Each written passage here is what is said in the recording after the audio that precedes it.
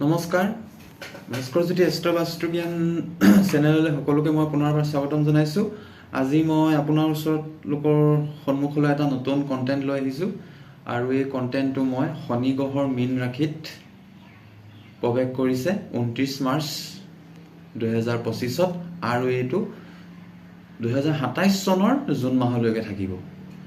আৰু সেই বিষয়ে মই আপোনালোকক কেইটামান মেইন পইণ্ট কৈ দিম আৰু এই ৰাশি কেইটামানক লৈ প্ৰত্যেকটো ৰাশিকে লৈ ক'ম আৰু আপোনালোকে নিজৰ ৰাশিক লৈ পেলাই চাব পাৰিব।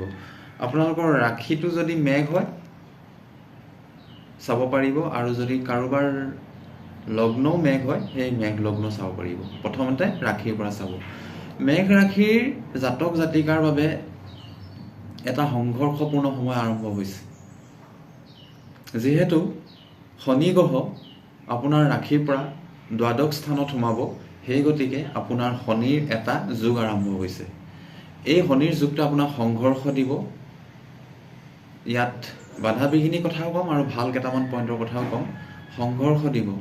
বয়োজ্যেষ্ঠসকলৰ আপোনালোকৰ ঘৰৰ হওক বা মমায়েকৰ ঘৰৰ ফালৰে হওক, পৰিয়ালৰে হওক, স্বাস্থ্যৰ ক্ষেত্ৰত খবৰ আহিব।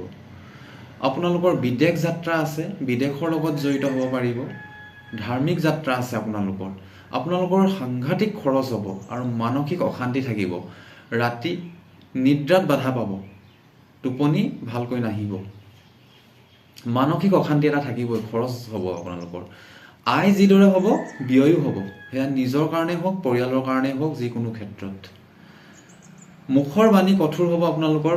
পৰিয়ালৰ কাৰোবাৰ বংশ পৰিয়ালৰ সৈতে অলপ দূৰ সম্বন্ধ এটা হ'ব পাৰে, মতভেদ আহিব পাৰে। শত্ৰু নাশ হ'ব আপোনালোকৰ।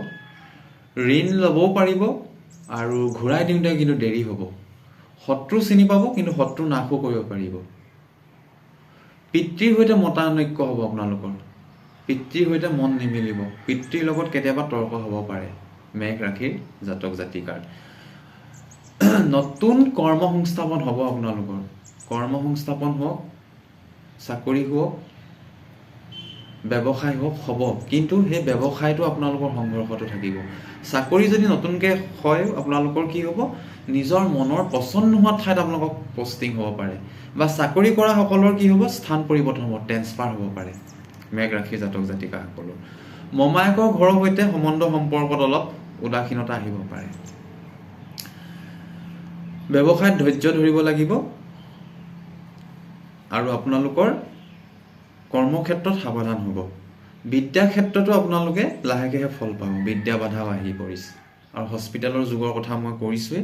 আৰু মুখমণ্ডলৰ চকুৰ, নাক, কাণ, দাঁত এনেকুৱা ধৰণৰ ৰোগৰ ক্ষেত্ৰত অলপ সাৱধান হ'ব, কিন্তু ভ্ৰমণ হ'ব আপোনালোকৰ যিকোনো ধৰণৰ। বৃষ ৰাশিৰ কাৰণে কৈছোঁ। বৃষ ৰাশিৰ পৰা প্ৰথম চাব আৰু যদি কাৰোবাৰ ৰাশিটো বেলেগ হৈও যদি লগ্ন বৃষ হৈ যায় চাব পাৰে। এলাহ ভাৱ এটা আহিব আপোনালোকৰ বৃষ ৰাশিৰ, কিন্তু এলাহ ভাৱ আহিব, সময়মতে কৰ্ম হৈ নুঠিব। স্বাস্থ্য ক্ষেত্ৰত সাৱধান হ'ব, কিন্তু আপোনালোকৰ নতুন কৰ্ম সংস্থাপনৰ যুগ আছে বৃষ ৰাশিৰ জাতক জাতিকাৰ। ব্যৱসায়ৰ যুগ আছে, হাতলৈ ধন আহিব, ভাগ্যই লগ দিব, কিন্তু যেন ভাগ্যই পলমকৈ লগ দিব তেনেকুৱা আপোনালোকৰ ভাৱ এটা আহিব। প্ৰতিযোগী পৰীক্ষাটো সফল হ'ব আপোনালোকৰ। ধৰ্মক্ষেত্ৰত মন বহিব। আয়ু কিন্তু বৃদ্ধি হ'ব আপোনালোকৰ। আৰ্থিক লাভটোতো থাকিবই।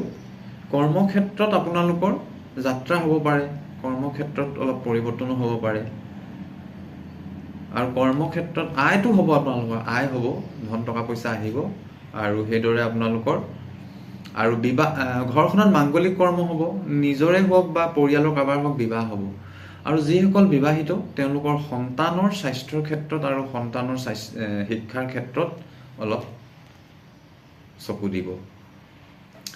আপোনালোকৰ শৰীৰে কিন্তু অলপ এলাহ ভাৱ আহিব আৰু স্বাস্থ্যৰ ক্ষেত্ৰত সাৱধান হ'ব। পেটৰ ৰোগ হ'ব পাৰে আপোনালোকৰ, পেটৰ ৰোগ হ'ব পাৰে আৰু আয়ু কিন্তু বৃদ্ধি হ'ব আপোনালোকৰ। কৰ্ম সংস্থাপন, ধন টকা পইচা আহিব আৰু ঠিক সেইদৰে অলপমান দেৰিকৈ আহিব, পলম হ'ব। ব্যৱসায়বোৰৰ কাৰণে অলপ পলম হ'ব। ব্যৱসায় কৰা সকলৰ কাৰণে বিল পাওঁতে বা অলপ সংঘৰ্ষ থাকিবই। উদাসীন ভাৱ এটা আহিব কিন্তু আৰু বিদ্যাৰ ক্ষেত্ৰত ভাল, ৰিচাৰ্জ কৰা সকলৰ কাৰণেও শুভ। বৃষ ৰাশিৰ কাৰণে মই ইমানটোৱে ক'লোঁ। পৰিয়ালত মাংগলিক কৰ্ম হ'ব পাৰে, নিজৰো বিবাহ হ'ব পাৰে বা পৰিয়ালৰ কাৰোবাৰ হ'ব পাৰে। মিথুন ৰাশিৰ কাৰণে কেৰিয়াৰটো ভাল আপোনালোকৰ, ব্যৱসায়, নতুন ব্যৱসায় আহিব। কেৰিয়াৰ প্ৰায় ৰাশিৰে ভাল দেখিছোঁ। চাকৰিৰ দুৱাৰ মুকলি হ'ব বহুতৰ। নতুন কৰ্ম, নতুন ব্যৱসায় মই মিথুন ৰাশিৰ জাতক জাতিকাৰ দেখা দেখিছে। খালি ইয়াত নিজৰ মাতৃৰ স্বাস্থ্য বাধা পাব। বিবাহিতসকলৰ জীৱন সংগী বা জীৱন সংগিনীৰ সৈতে মতানৈক্য নহ'লে বা দুইজনৰ কাৰোবাৰ এজনৰ স্বাস্থ্যৰ ক্ষেত্ৰত বাধা পাব। নিজৰ মাতৃ আৰু এই জীৱন সংগী বা জীৱন সংগিনীৰ স্বাস্থ্য বাধা পাব। ঘৰ হ'ব আপোনালোকৰ, যান বাহনো ল'ব পাৰিব। ঘৰ, যান বাহন ল'ব পাৰিব। ৰাজনীতি ক্ষেত্ৰত শুভ, ৰাজনীতিয়ে হওক বা আপোনালোকে বিদ্যাৰ ক্ষেত্ৰত হওক বা যিকোনো ক্ষেত্ৰত হওক, ধৰ্ম ক্ষেত্ৰত হওক, অলপ যাত্ৰা হ'ব আপোনালোকৰ বাহিৰলৈ। ব্যৱসায় হ'ব, কিন্তু ব্যৱসায় মানে কি, সেই আৰু শনিয়ে মানে বস্তুবোৰ ডিলে কৰায়, লেট কৰায়। যুগ্ম ব্যৱসায় আছে যদি অলপ সম্বন্ধ সম্পৰ্কত ভালদৰে আগবাঢ়িব। চাকৰিৰ ক্ষেত্ৰত বহুতৰ পদোন্নতি হ'ব পাৰে আৰু বহুতৰ স্থান পৰিৱৰ্তন হ'ব পাৰে, তাৰমানে ট্ৰেন্সফাৰ হ'ব পাৰে চাকৰি জীৱনত। বাহিৰৰ কথা শুনি কিনি কোনো ধৰণৰ ডিচিশ্যন নল'ব, নিজৰ ডিচিশ্যন মতে কৰ্ম কৰিব। খৰচটো থাকিব কিন্তু দেই, দাম্পত্য জীৱনত খৰচ থাকিব। মই কেৰিয়াৰটো কিন্তু ভাল দেখিছোঁ। কৰ্মত বাধা বিঘিনিৰ স্বত্বেও সফলতা আহিব, পলম কৰিব। আৰু বিদেশ যাত্ৰা আৰু নতুন কৰ্ম, নতুন ব্যৱসায়, মাতৃৰ স্বাস্থ্য, দাম্পত্য জীৱনত জীৱন সংগিনীৰ স্বাস্থ্য, এইবোৰ গুৰুত্ব দিব। আৰু আপোনালোকৰ ভাগ্যও, কৰ্মক্ষেত্ৰত ভাগ্যই লগ দিব। ইয়াৰ পিছত মই আপোনালোকক কৰ্কট ৰাশিৰ কথা কৈছোঁ। কৰ্কট ৰাশিটো বহুত ৰিলিফ পাইছে এই 29 মাৰ্চত। শনিৰ এটা প্ৰভাৱ কমি গ'ল কৰ্কট ৰাশিত। কৰ্কট ৰাশিৰ পৰাক্ৰমটো বাঢ়িব। কৰ্কট ৰাশিও কেৰিয়াৰত উন্নতি হ'ব, উপাৰ্জনৰ নতুন পথ হ'ব, তীৰ্থ ভ্ৰমণ হ'ব, ধাৰ্মিক ভ্ৰমণ হ'ব। চাকৰি কৰা সকলৰো স্থান পৰিৱৰ্তন দেখায়, পদোন্নতি দেখায়। যাত্ৰা হৈ থাকিব আপোনালোকৰ, যাত্ৰা কিন্তু হৈ থাকিব। যাত্ৰা কৰিবলৈ মানে মন যাব। পিতৃৰ স্বাস্থ্যৰ ক্ষেত্ৰত সাৱধান হ'ব অলপ। ভাই ভনীৰ স্বাস্থ্য সম্বন্ধৰ ক্ষেত্ৰত অলপ সাৱধান হ'ব। ককায়েক বায়েকৰ স্বাস্থ্য আৰু সম্বন্ধৰ ক্ষেত্ৰত অলপ সাৱধান হ'ব। ৰোগটো আপুনি নাশ কৰিব পাৰিব। শত্ৰু দেখা পাব, শত্ৰু আপোনালোকে নাশ কৰিব পাৰিব। ঋণ লৈছে যদি ঋণো আপোনালোকে ঘূৰাই দিব পাৰিব। নতুন ব্যৱসায়ত উন্নতি হ'ব, নতুন ব্যৱসায় দুৱাৰ খোল খাব, উপাৰ্জনৰ দুৱাৰ খোল খাব। আৰু নিজৰ আত্মবিশ্বাসটো আপোনালোকৰ বাঢ়িব। এয়াই হৈছে আপোনালোকৰ মই মেইন পইণ্ট কেইটামান কৈ দিছোঁ। কৰ্কট ৰাশিৰ পৰীক্ষাত ভাল হ'ব, প্ৰতিযোগিতামূলক এটা কম্পিটিশ্যন ভাৱ আহিব। এইকেইটা ৰাশিৰ বিষয়ে মই আজি ক'লোঁ আপোনালোকক। 4টা ৰাশিৰ মই থুলমূল এটা জ্ঞান দিছোঁ। ইয়াৰে মেঘ ৰাশিটোৱে মই অকণমান খুব দেখিছোঁ, বাধা বিঘিনি দেখিছোঁ, মানসিক অশান্তি এনেকুৱা ধৰণৰ দেখিছোঁ। আৰু বাকী ৰাশিবোৰেও কৰ্ম সংস্থাপনটো সকলোৰে হ'ব, খৰচে মানে গোটেই ৰাশিখিনিক অকণমান মানসিক অশান্তি দিব। কিন্তু মেঘ ৰাশিৰ জাতক জাতিকা অলপ সাৱধানে আগবাঢ়িব। আৰু এই ৰাশিকেইটাৰ বহুতৰ প্ৰেম হ'বও, নতুনকৈ বিবাহো হ'ব, কিন্তু উদাসীন ভাৱ এটা আহিব পাৰে।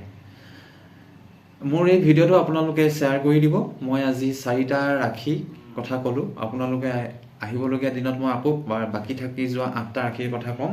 মোক যোগাযোগ কৰিবলৈ হ'লে আপোনালোকে মোৰ নাম্বাৰ দিয়া আছে, তাত যোগাযোগ কৰিব। জন্মকুণ্ডলী অধ্যয়ন কৰালেহে প্ৰকৃত ফলাদেশখিনি ক'ব পৰা যায়। ৰত্নও মই দিওঁ মোৰ শুভাকাংক্ষীসকলক। উচিত ৰত্ন উচিত মূল্যত পোৱা যাব। অৰিজিনেল ৰত্ন মই দিওঁ। গতিকে যোগাযোগ কৰিব, কুণ্ডলী দেখুৱাব পাৰিব। আৰু মই পুনৰ আপোনালোকে বাকী থকা ৰাশিকেইটাৰ নতুন কণ্টেণ্ট লৈ আহিম। আজিলৈ মোৰ ভিডিঅ'টো ইমানতে সমাপ্ত কৰিছোঁ। নমস্কাৰ।